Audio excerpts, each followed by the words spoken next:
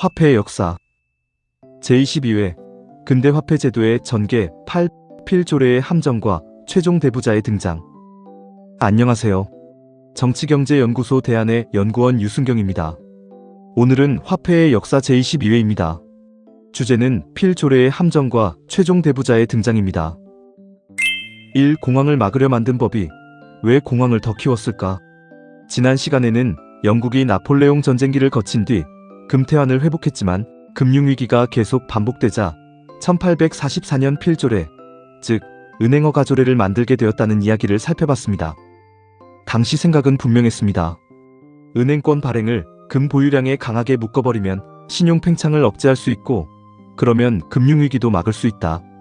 이게 통화학파의 기본 구상이었습니다. 그런데 역사는 아주 냉정했습니다. 불과 3년 뒤인 1847년 영국은 다시 큰 공황에 빠집니다.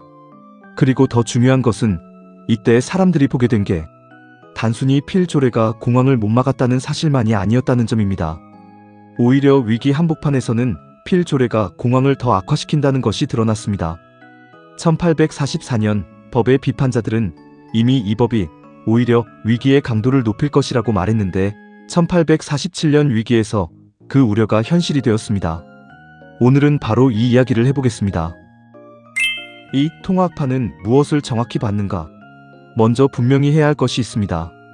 통화학파는 공황의 원인을 아주 정확히 받습니다. 공황의 뿌리는 결국 과도한 신용 팽창에 있다. 신용이 지나치게 늘어나면 투기와 과열이 누적되고 어느 순간 그 팽창이 꺾이며 위기로 돌아온다.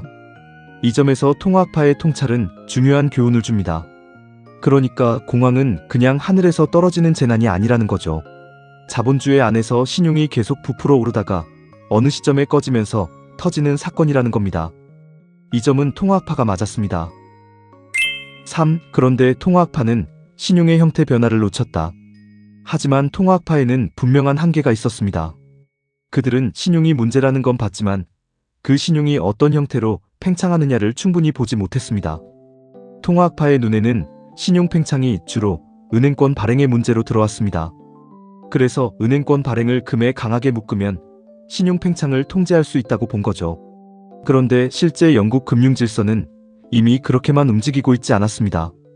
1844년 이전부터 영국 은행업은 점점 더 예금과 수표 중심의 예금은행업으로 이동하고 있었습니다.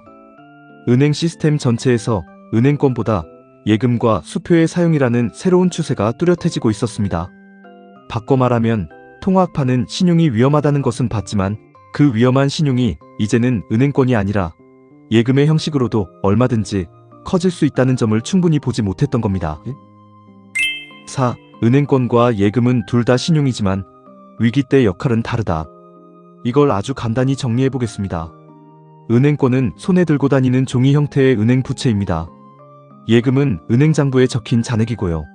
수표는 그 장부상의 권리를 이전하라고 지시하는 문서입니다.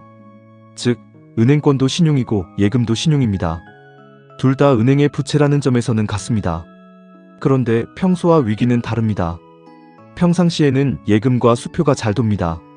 하지만 공황이 오면 사람들은 장부상의 권리보다 지금 당장 결제 가능한 것, 즉 가장 신뢰받는 지급수단을 찾습니다. 19세기 영국에서는 그게 대체로 잉글랜드 은행권이었습니다.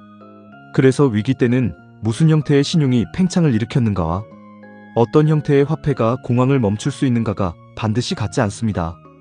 이 점이 아주 중요합니다. 5. 1847년 공황은 무엇 때문에 왔는가? 1847년 공황은 바로 이 지점을 드러낸 첫 번째 결정적 사건이었습니다. 이 위기는 은행권의 과잉 발행 때문에 온 것이 아니었습니다. 오히려 1847년이 은행권이 아니라 예금을 포함한 과잉 신용의 팽창에서 비롯된 위기였습니다. 그러니까 문제의 출발점은 이렇습니다. 공황의 원인은 여전히 신용 팽창이었습니다. 이 점에서는 통화학파가 맞았습니다. 하지만 이번에는 그 신용 팽창이 은행권 발행이 아니라 예금 화폐와 장부 신용의 확대라는 형태로 나타났던 겁니다. 바로 여기서 필조례의 구조적 한계가 드러납니다. 6. 필조례는 정문만 잠갔고 신용은 연문으로 커졌다. 필조례는 은행권 발행을 금 보유와 강하게 연계했습니다. 간단히 말하면 은행권이라는 통로를 법으로 단단히 묶은 겁니다. 그 법의 핵심은 은행권을 엄격히 금과 연결하고 정해진 발행 한도를 넘는 발권은 금 또는 일정 범위의 은으로 전면 담보하게 하는 것이었습니다. 그런데 시장은 이미 예금과 수표라는 다른 경로로 움직이고 있었습니다. 그러니까 정부는 정문을 잠궜는데 실제 자본주의의 신용은 이미 옆문과 뒷문으로 계속 커지고 있었던 셈입니다. 그래서 필조례는 신용 팽창 자체를 막지 못했습니다. 오히려 신용 팽창의 형태 변화를 따라가지 못했습니다. 이게 통화학파의 실패였습니다. 공황의 원인을 못 본 것이 아니라 그 원인이 자본주의 안에서 다른 형식으로 반복될 수 있다는 점을 충분히 보지 못했던 것입니다. 7. 그런데 공황이 시작되자 이번에는 은행권이 필요해졌다. 여기서 이야기의 두 번째 국면이 시작됩니다. 공황의 원인은 예금화폐 중심의 과잉 신용이었습니다. 하지만 일단 공황이 터지고 나면 사람들은 예금과 수표를 믿지 못하게 됩니다. 다들 한꺼번에 더 확실한 지급수단을 찾습니다. 즉, 공황은 예금화폐 때문에 시작되었지만 공황을 막으려면 신뢰받는 은행권이 더 필요해진다는 역설이 생긴 겁니다. 바로 여기서 필조례가 문제가 됩니다. 왜냐하면 필조례는 위기 순간에도 은행권 공급을 금 보유와 강하게 묶어놓았기 때문입니다. 그래서 이 법은 평상시에는 규율처럼 보였지만 공황기에는 가장 필요한 지급수단의 공급을 틀어막는 촉새처럼 작동했습니다. 8. 그래서 결국 정부가 법을 사실상 깨게 된다. 1847년 10월 영국 정부는 잉글랜드 은행에 편지를 보내 이렇게 말합니다. 지금은 예외적이고 일시적인 조치가 필요하다. 승인된 담보를 상대로 할인과 대출을 넓혀라. 높은 금리를 부과하되 그 과정에서 현행법을 침해하게 되더라도 정부가 의회에 면책 법안을 내겠다. 이건 굉장히 상징적인 순간입니다. 공황을 막으려고 만든 법 때문에 공황이 더 악화되자 결국 정부 자신이 그 법의 제약을 사실상 넘어서라고 허용한 겁니다. 그러니까 현실이 이론을 꺾은 거죠.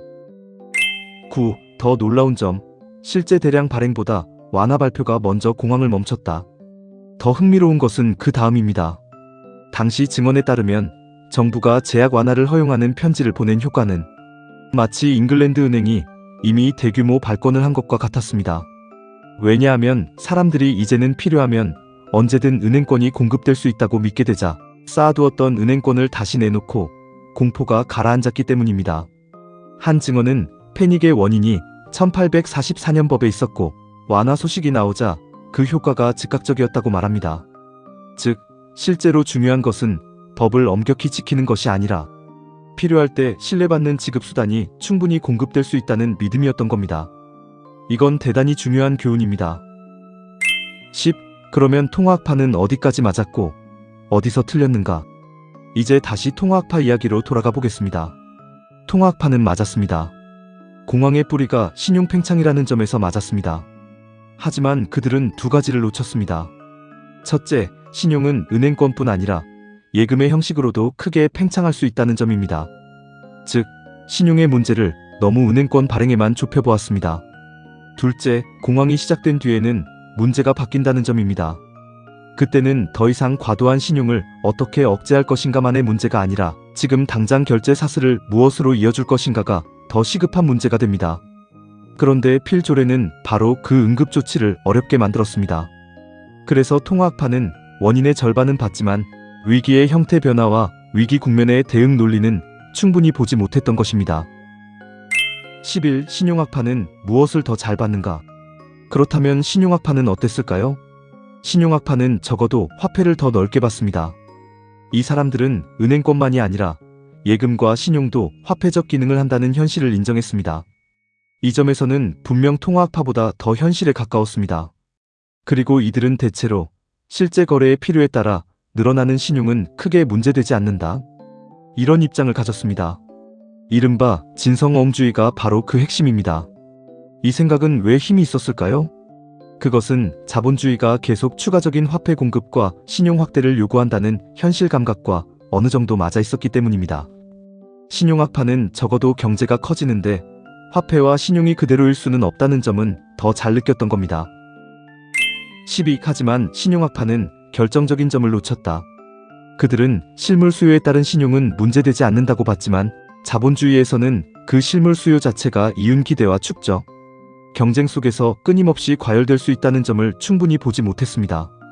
다시 말해 그들은 화폐와 신용의 확대 필요는 더 잘 느꼈지만 그 확대가 결국 투기와 과잉 축적을 통해 위기로 돌아올 수 있다는 점은 충분히 보지 못했던 겁니다.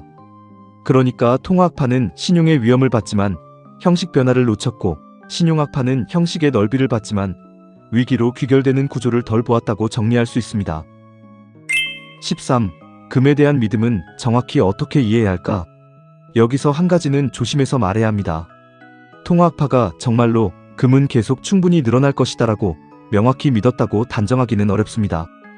적어도 제가 보기에는 그걸 그렇게까지 분명한 명제로 말했던 것 같지는 않습니다. 다만 제 추론으로는 그들은 적어도 금 공급이 자본주의가 요구하는 화폐 증대 필요를 대체로 감당할 수 있다, 혹은 감당해야 한다고 본 것 같습니다. 논쟁의 초점도 자본주의의 구조적 화폐 수요 그 자체보다는 화폐를 어떤 규칙 아래 안전하게 늘릴 것인가에 더 가까웠습니다. 그러니까 이건 금이 무한히 늘어난다고 믿었다기보다는 적어도 금의 공급 질서가 자본주의의 화폐 확대 요구를 감당할 수 있다고 기대했던 것으로 이해하는 편이 더 조심스럽고 정확하다고 생각합니다. 14. 바로 여기서 베젓이 등장한다. 이제 이야기는 자연스럽게 월터 베젓으로 넘어갑니다. 베젓은 공황의 근본 원인을 발견한 사람이 아닙니다. 그가 던진 질문은 다른 것이었습니다. 공황은 어떻게 수습되는가? 이 질문은 앞의 두 학파와는 층위가 다릅니다. 통화학파는 왜 공황이 생기느냐를 받고, 신용학파는 어떤 신용이 경제에 필요하냐를 받습니다. 그런데 베젓은 좋다, 어쨌든 공황은 왔다, 그럼 지금 이걸 어떻게 멈출 것이냐, 이걸 묻습니다. 15. 베젓의 출발점. 공황기에는 결제 유지가 우선이다. 공황이 오면 사람들이 먼저 묻는 건 이것입니다. 지금 당장 무엇으로 결제할 수 있는가? 예금과 수표가 흔들리고 신뢰가 무너지기 시작하면 시장 전체는 가장 신뢰받는 지급수단으로 몰립니다. 19세기 영국에서는 그게 잉글랜드 은행의 은행권이었습니다. 그러니까 위기 순간의 핵심은 신용을 더 억제해야 한다가 아니라 결제 사슬이 끊어지지 않게 해야 한다가 됩니다. 그리고 바로 여기서 베젓은 새로운 원리를 세웁니다. 16. 베젓의 원리, 최종 대부자. 베젓의 핵심 원칙은 잘 알려져 있습니다. 공황기에는 중앙은행이 충분히, 신속하게, 좋은 담보를 상대로, 그리고 벌칙적 금리로 유동성을 공급해야 한다. 즉, 시장 전체가 마지막으로 믿는 지급수단을 아끼지 말고 내놓아야 한다는 겁니다. 그래야 공황이 자기 증폭적으로 커지는 것을 막을 수 있습니다. 이건 위기의 원인을 없애는 원리가 아닙니다. 위기 국면에서 금융 시스템이 한꺼번에 붕괴하지 않게 막는 원리입니다. 17. 베젓은 왜 새로웠는가? 베젓이 새로웠던 이유는 그가 위기 이전의 규율만을 강조하지 않고 위기 순간에는 오히려 규칙의 기계적 적용이 재앙이 될 수 있다는 걸 분명히 했기 때문입니다. 1847년 경험이 보여준 건 이것이었습니다. 법을 엄격히 지키는 것만으로는 공황을 다룰 수 없다. 오히려 어떤 경우에는 법의 기계적 적용이 공황을 더 키운다. 그래서 필요할 때는 중앙은행이 적극적으로 최종 지급 수단을 공급해야 한다. 베젓은 이 교훈을 일반 원리로 끌어올린 사람이라고 볼 수 있습니다. 18. 그렇다고 해서 베젓이 문제를 다 해결한 것은 아니다. 하지만 여기서도 끝은 아닙니다. 베젓의 원리는 공황을 수습하는 데는 대단히 중요합니다. 그런데 그것이 신용 팽창과 부채 누중의 구조 자체를 없애는 것은 아닙니다.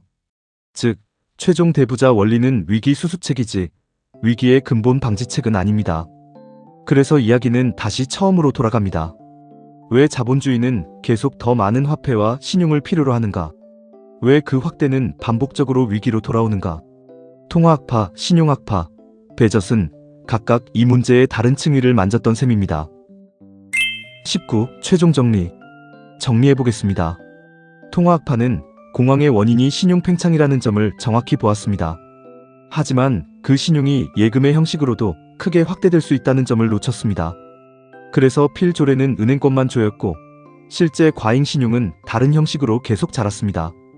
신용학파는 화폐와 신용을 더 넓게 보았고 경제가 커지려면 추가적인 화폐와 신용이 필요하다는 현실 감각도 더 강했습니다. 하지만 실물 수요에 따른 신용은 안전하다고 보면서 그 확대가 결국 투기와 과열을 통해 위기로 돌아올 수 있다는 점은 충분히 보지 못했습니다. 1847년 공황은 예금화폐 중심의 과잉 신용에서 왔습니다. 그런데 공황이 시작되자 시장은 오히려 가장 신뢰받는 은행권을 원했습니다. 바로 그때 필 조례는 금과 은행권의 강한 연계 때문에 그 공급을 제약했고, 그래서 공황을 더 악화시켰습니다. 결국 정부는 영란은행이 법정 한도를 넘어서더라도 할인과 대출을 확대하라고 사실상 허용했고, 그 조치가 즉각 공황을 진정시켰습니다. 그래서 필 조례는 단지 공황을 못 막은 법이 아니라 위기 국면에서는 오히려 문제를 키우는 법이 될 수 있다는 것이 드러났습니다. 그리고 바로 이 경험 위에서 베젓은 새로운 원리를 제시합니다. 공황은 미리 없애기 어려울 수 있다. 하지만 공황이 왔을 때는 마지막까지 신뢰받는 지급수단을 충분히 공급해야 한다. 이것이 최종 대부자의 원리입니다. 하지만 이것은 어디까지나 위기 수습책입니다. 위기 방지책은 아닙니다. 그리고 바로 이 점 때문에 이 논쟁은 19세기에서 끝나지 않습니다.